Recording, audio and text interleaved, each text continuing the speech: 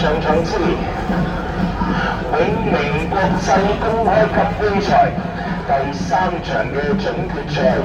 啱啱嚟到已經開始，介紹下第一線道最新的男自由潛水奧運，第2線 from Osaka Japan into PP， 第3線香港柏力龍舟隊，第4線菲律賓龍舟總會 at lane number 4 Philippine Dragon Boat Federation， 第5線深圳市龍舟隊，第6線有個本地工程同興隆，第7線袁卓龍體育會，仲有第8線珠海市代表隊，第9線火井虎喎。好啊，拜拜。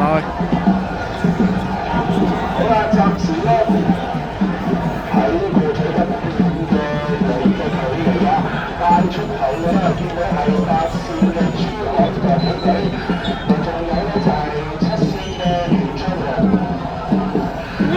拜拜。係啊，哎。